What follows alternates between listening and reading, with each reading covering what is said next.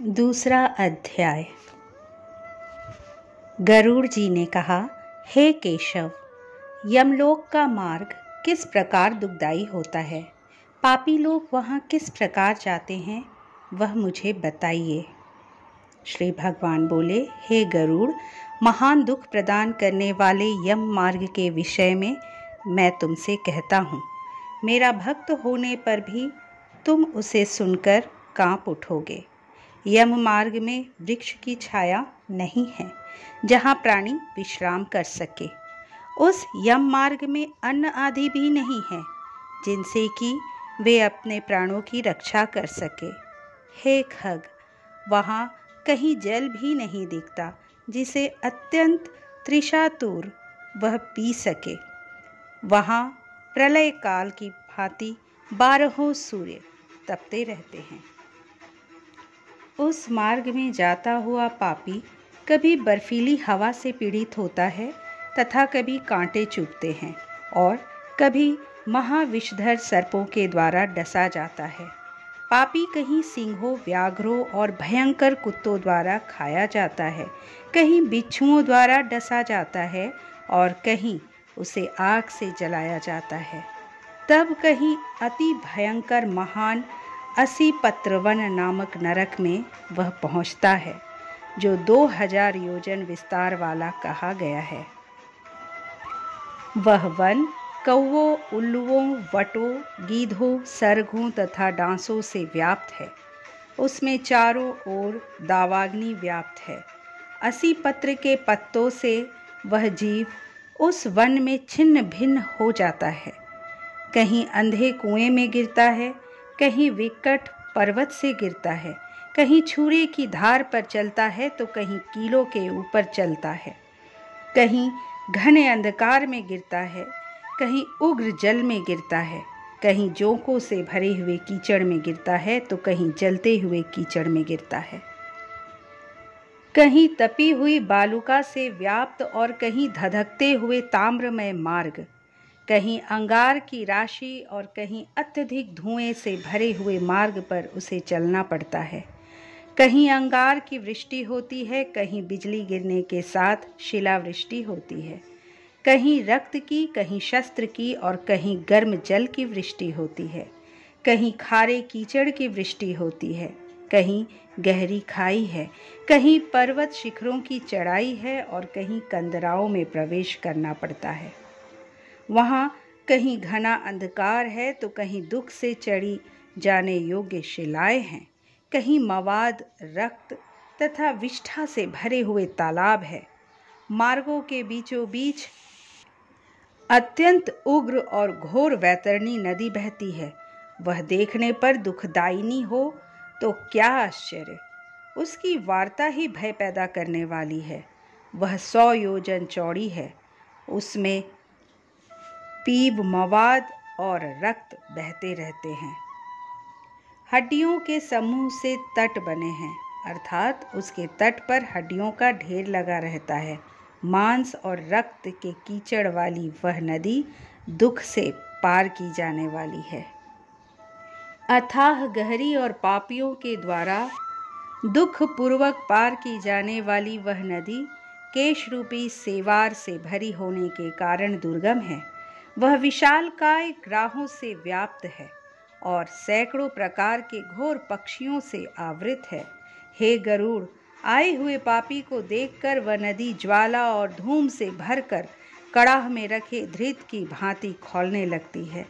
वह नदी सुई के समान मुख वाले भयानक कीड़ों से चारों ओर व्याप्त है। वज्र के समान चोंच वाले बड़े बड़े गीध एवं कौओं से घिरी हुई है। वह नदी शिशुमार, मगर, जोंक, मछली, कौवे तथा अन्य मांसभक्षी जलचर जीवों से भरी पड़ी है। उसके प्रवाह में गिरे हुए बहुत से पापी रोते चिल्लाते हैं और हे भाई, हा पुत्र, हा तात, इस प्रकार कहते हुए बार बार विलाप करते हैं। भूख और प्यास से व्याकुल होकर पापी जीव रक्त का पान करते हैं। वह नदी झागपूर्ण रक्त के प्रवाह से व्याप्त महाघोर अत्यंत गर्जना करने वाली, देखने में दुख पैदा करने वाली तथा भयावह है। उसके दर्शन मात्र से पापी चेतना शून्य हो जाते हैं। बहुत से बिच्छू तथा काले सर्पों से व्याप्त उस नदी के बीच में गिरे हुए पापियों की रक्षा करने वाला कोई नहीं है। उसके सैकड़ों हजारों भंवरों में पड़कर पापी पाताल में चले जाते हैं, क्षण भर पाताल में रहते हैं और एक क्षण में ही ऊपर चले आते हैं। हे खग, वह नदी पापियों के गिरने के लिए ही बनाई गई है। उसका पार नहीं दिखता। वह अत्यंत दुखपूर्वक तरने योग्य तथा बहुत दुख देने वाली है। इस प्रकार बहुत प्रकार के क्लेशों से व्याप्त अत्यंत दुखप्रद यम मार्ग में रोते चिल्लाते हुए दुखी पापी जाते हैं। कुछ पापी पाश से बंधे होते हैं, कुछ अंकुश में फंसाकर खींचे जाते हैं और कुछ शस्त्र के अग्रभाग से पीठ में छेदते हुए ले जाए जाते हैं। कुछ नाक के अग्रभाग में लगे हुए पाश से और कुछ कान में लगे हुए पाश से खींचे जाते हैं। कुछ काल पाश से खींचे जाते हैं और कुछ कौओं से। वे पापी गर्दन, हाथ तथा पैर में जंजीर से बंधे हुए तथा अपनी पीठ पर लोहे के भार को ढोते हुए मार्ग पर चलते हैं। अत्यंत घोर यमदूतों के द्वारा मुद्गरों से पीटे जाते हुए वे मुख से रक्त वमन करते हुए तथा वमन किए हुए रक्त को पुनः पीते हुए जाते हैं। अपने दुष्कर्मों को सोचते हुए प्राणी अत्यंत ग्लानि का अनुभव करते हैं और अति दुखित होकर यमलोक को जाते हैं। इस प्रकार यम मार्ग में जाता हुआ वह मंदबुद्धि प्राणी हा पुत्र, हा पौत्र, इस प्रकार पुत्र और पौत्रों को पुकारते हुए हाय हाय इस प्रकार विलाप करते हुए पश्चाताप की ज्वाला से जलता रहता है। वह विचार करता है कि महान पुण्य के संबंध से मनुष्य जन्म प्राप्त होता है। उसे प्राप्त कर भी मैंने धर्माचरण नहीं किया। यह मैंने क्या किया? मैंने दान दिया नहीं, अग्नि में हवन किया नहीं, तपस्या की नहीं, देवताओं की भी पूजा की नहीं, विधि विधान से तीर्थ सेवा की नहीं। अतः हे जीव, जो तुमने किया है उसी का फल भोगो। हे देही, तुमने ब्राह्मणों की पूजा नहीं की, देव नदी गंगा का सहारा लिया नहीं, सत्पुरुषों की सेवा की नहीं, कभी भी दूसरे का उपकार नहीं किया। इसलिए हे जीव, जो तुमने किया है अब उसी का फल भोगो। मनुष्यों और पशु पक्षियों के लिए जलहीन प्रदेश में जलाशय का निर्माण किया नहीं, गौओं और ब्राह्मणों की आजीविका के लिए थोड़ा भी प्रयास किया नहीं। इसलिए हे देही, तुमने जो किया है उसी से अपना निर्वाह करो। तुमने नित्य दान किया नहीं, गौओं के दैनिक भरण पोषण की व्यवस्था की नहीं, वेदों और शास्त्रों के वचन को प्रमाण माना नहीं, पुराणों को सुना नहीं, विद्वानों की पूजा की नहीं। इसलिए हे देही, जो तुमने किया है उन्हीं दुष्कर्मों के फल को अब भोगो।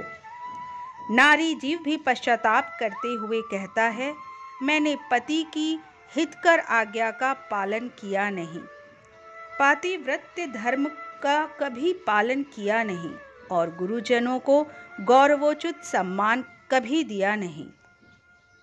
इसलिए हे देहिन, जो तुमने किया उसी का अब फल भोगो। धर्म की बुद्धि से एकमात्र पति की सेवा की नहीं और पति की मृत्यु हो जाने पर वहनी प्रवेश करके उसका अनुगमन किया नहीं, वैधव्य प्राप्त करके त्याग में जीवन व्यतीत किया नहीं। इसलिए हे देहिन, जैसा किया उसका फल अब भोगो। मास पर्यंत किए जाने वाले उपवासों से तथा चंद्रायण व्रतों आदि सुविस्तीर्ण नियमों के पालन से शरीर को सुखाया नहीं। पूर्व जन्म में किए हुए दुष्कर्मों से बहुत प्रकार के दुखों को प्राप्त करने के लिए नारी शरीर प्राप्त किया था। इस तरह बहुत प्रकार से विलाप करके पूर्व देह का स्मरण करते हुए मेरा मानव जन्म कहाँ चला गया, इस प्रकार चिल्लाता हुआ वह यम मार्ग में चलता है। हे तार्क्ष, इस तरह 17 दिन तक अकेले वायु वेग से चलते हुए 18वें दिन वह प्रेत सौम्यपुर में जाता है। उस रमणीय श्रेष्ठ सौम्यपुर में प्रेतों का महान गण रहता है। वहाँ पुष्पभद्रा नदी और अत्यंत प्रिय दिखने वाला वट वृक्ष है। उस पुर में यमदूतों के द्वारा उसे विश्राम कराया जाता है। वहाँ दुखी होकर वह स्त्री पुत्रों के द्वारा प्राप्त सुखों का स्मरण करता है। वह अपने धन, भृत्य और पौत्र आदि के विषय में जब सोचने लगता है तो वहाँ रहने वाले यम के किंकर उससे इस प्रकार कहते हैं, धन कहाँ है, पुत्र कहाँ है, पत्नी कहाँ है, मित्र कहाँ है, बंधु बांधव कहाँ है। हे मूढ़, जीव अपने कर्मोपार्जित फल को ही भोगता है, इसलिए सुदीर्घ काल तक इस यम मार्ग पर चलो। हे परलोक के राही, तू यह जानता है कि राहगीरों का बल और संबल पाथेय ही होता है, जिसके लिए तूने प्रयास तो किया नहीं। तू यह भी जानता था कि तुम्हें निश्चित ही उस मार्ग पर चलना है और उस रास्ते पर कोई भी लेन देन हो नहीं सकता। यह मार्ग तो बालकों को भी विदित रहता है। हे मनुष्य, क्या तुमने इसे सुना नहीं था? क्या तुमने ब्राह्मणों के मुख से पुराणों के वचन सुने नहीं थे? इस प्रकार कहकर मुद्गरों से पीटा जाता हुआ वह जीव गिरते पड़ते दौड़ते हुए बलपूर्वक पाशों से खींचा जाता है। यहाँ स्नेह अथवा कृपा के कारण पुत्र पौत्रों द्वारा दिए हुए मासिक पिंड को खाता है। उसके बाद वह जीव सौरीपुर को प्रस्थान करता है। उस सौरीपुर में काल के रूप को धारण करने वाला जंगम नामक राजा रहता है। उसे देखकर वह जीव भयभीत होकर विश्राम करना चाहता है। उस पुर में गया हुआ वह जीव अपने स्वजनों के द्वारा दिए हुए त्रैपाक्षिक अन्न जल को खाकर उस पुर को पार करता है। उसके बाद शीघ्रतापूर्वक वह प्रेत नगेंद्र भवन की ओर जाता है और वहाँ भयंकर वनों को देखकर दुखी होकर रोता है। दया रहित दूतों के द्वारा खींचे जाने पर वह बार बार रोता है और 2 मास के अंत में वह दुखी होकर वहाँ जाता है। बांधवों द्वारा दिए गए पिंड, जल, वस्त्र का उपभोग करके यम किंकरों के द्वारा पाश से बार बार खींचकर पुनः आगे ले जाया जाता है। 3 मास में वह गंधर्व नगर को प्राप्त होता है और वहाँ त्रैमासिक पिंड खाकर आगे चलता है। 4 मास में वह शैलागमपुर में पहुँचता है और वहाँ प्रेत के ऊपर बहुत अधिक पत्थरों की वर्षा होती है। 4 मासिक पिंड को खाकर वह कुछ सुखी होता है। उसके बाद 5वें महीने में वह प्रेत क्रौंचपुर पहुँचता है। क्रौंचपुर में स्थित वह प्रेत वहाँ बांधवों द्वारा हाथ से दिए गए 5वें मासिक पिंड को खाकर आगे क्रूरपुर की ओर चलता है। 5.5 मास के बाद बांधवों द्वारा प्रदत्त उन 6 मासिक पिंड और घट दान से तृप्त होकर वह वहाँ आधे मुहूर्त तक विश्राम करके यमदूतों के द्वारा डराए जाने पर दुख से कांपता हुआ उस पुर को छोड़कर चित्रभवन नामक पुर को जाता है। यहाँ यम का छोटा भाई विचित्र नाम वाला राजा राज्य करता है। उस विशाल शरीर वाले राजा को देखकर जब वह जीव डर से भागता है, तब सामने आकर कैवर्त उससे यह कहते हैं, हम इस महावैतरणी नदी को पार करने वालों के लिए नाव लेकर आए हैं। यदि तुम्हारा इस प्रकार का पुण्य हो तो इसमें बैठ सकते हो। तत्वदर्शी मुनियों के दान को वितरण या बांटना कहा गया है।